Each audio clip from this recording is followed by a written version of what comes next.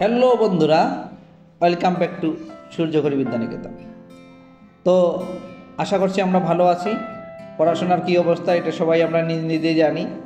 তো যেহেতু তোমরা অনেকেই ভালো আছো, এটা তো আর বলতে পারি না যে ভালো পড়ো না, হয়তো আমরা অনেকেই ভালো পড়তেছি। তো যাই হোক, আজকে আমরা দেখব আমাদের 2025 সালে আমরা যারা দাখিল এবং এসএসসি পরীক্ষার্থী আছি তাদের জন্য কমন উপযোগী প্যারাগ্রাফ কী কী আছে এবং কী কী প্যারাগ্রাফ আমাদের পড়লে আমরা ভালো রেজাল্ট করতে পারবো। এই অল্প সময়ে তোমাদের শেষ পর্যায়ের প্রস্তুতিতে আমি তোমাদের পাশে এসে দাঁড়িয়েছি, তোমাদের এই প্রিয় মনোরঞ্জন স্যার। তোমরা একটু মনোযোগী হবা। আমরা আজকে দেখব কী কী আমাদের ইম্পর্টেন্ট আছে। তো বন্ধুরা, আমাদের নাম্বার 1 ইম্পর্টেন্টে আছে deforestation, number 2 school magazine, number 3 important হচ্ছে ট্রি প্লান্টেশন, নাম্বার 4 ইম্পর্টেন্ট হচ্ছে ট্রাফিক জ্যাম। এরপরে দেখি আমাদের নাম্বার 5 ইম্পর্টেন্ট কী আছে। নাম্বার 5 ইম্পর্টেন্ট হচ্ছে book fair, number 6 drug addiction, number 7 হচ্ছে স্ট্রিট অ্যাক্সিডেন্ট, নাম্বার 8 হচ্ছে এনি পলিউশন, যেমন হতে পারে ওয়াটার অথবা এয়ার অথবা এনভায়রনমেন্ট পলিউশন, তবে ওয়াটার পলিউশনটা একটু বেশি ইম্পর্টেন্ট। এরপর ইম্পর্টেন্ট নাম্বার 9 বন্ধুরা, আমরা দেখি কি আছে। আমাদের নাম্বার 9-এ আছে উইন্টার মর্নিং, নাম্বার 10 হচ্ছে গ্লোবাল ওয়ার্মিং, নাম্বার 11 ইম্পর্টেন্ট হচ্ছে the life of a farmer, number 12 important হচ্ছে রেইনি ডে। এরপর নাম্বার 13 ইম্পর্টেন্ট হচ্ছে স্ট্রিট হকার, নাম্বার 14 ইম্পর্টেন্ট হচ্ছে স্মার্টফোন অথবা এইভাবেও আসতে পারে মোবাইল ফোন, নাম্বার 15 ইম্পর্টেন্ট হচ্ছে tea stall, number 16 early rising অথবা এইভাবেও আসতে পারে the benefits of early rising অথবা the importance of early rising. তোমরা কোশ্চেনগুলো একটু ভালো করে বুঝবা, কারণ কোশ্চেনটা বোঝা অত্যন্ত জরুরি। নাম্বার 17 ইম্পর্টেন্ট হচ্ছে আওয়ার ন্যাশনাল ক্লাব। তো বন্ধুরা, আমাদের এই 17 নাম্বার পর্যন্ত হচ্ছে মোস্ট ইম্পর্ট্যান্ট। এই পর্যন্তই আমাদের এর মধ্যেই আসার সম্ভাবনা অনেক বেশি।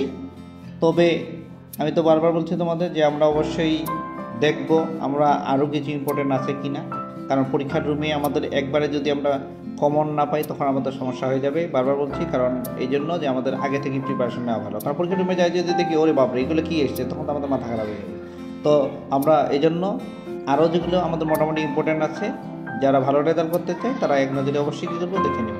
আচ্ছা, যাই হোক, নাম্বার 18 ইম্পর্টেন্ট হচ্ছে ক্লাইমেট চেঞ্জ অথবা natural calamities of Bangladesh, number 19 important হচ্ছে railway station, number 20 load shedding, number 21 the importance of learning computer.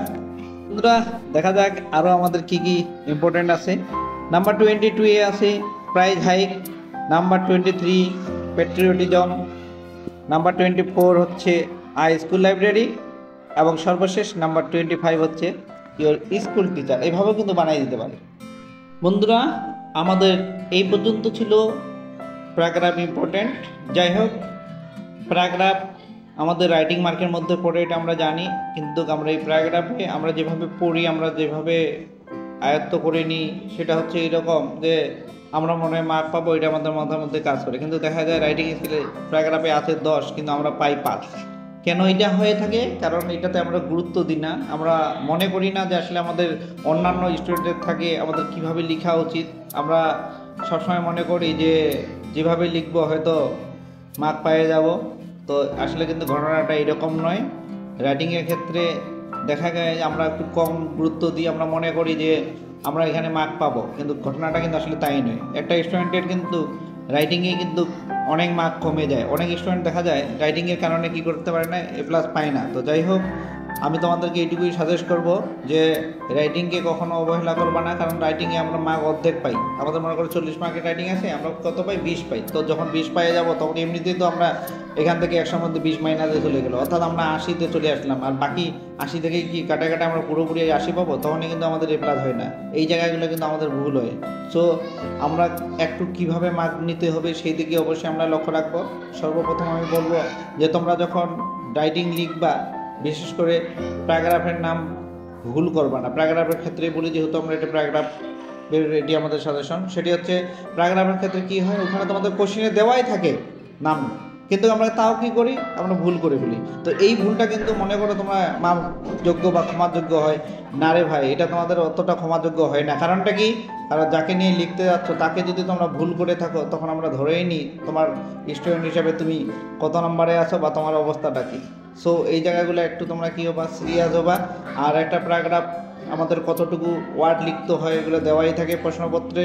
তারপরে আমরা অল্প লিখি এবং আমরা একটা লাইনকে বারবার লেখার চেষ্টা করি, ঘষা মাজা বেশি করি, অর্থাৎ আমরা ক্লিয়ার কনসেপ্ট দিতে পারি না, অর্থাৎ পয়েন্ট টু পয়েন্ট হিসাবে যে আমাদের উত্তর আসা উচিত সেটা কিন্তু আমরা দিতে পারি না। এই জায়গাগুলো একটু সাবধান থাকবা। যাই হোক, আমি মনে করি যে এই সাজেশন থেকে তোমরা যথেষ্ট কমন পাবা, এটাকে অবহেলা করবা না, তোমরা খুব সিরিয়াসলি এগুলা কী করে নিবা, পড়ে নিবা। আমি মনে করি তোমরা অনেক উপকৃত হবে।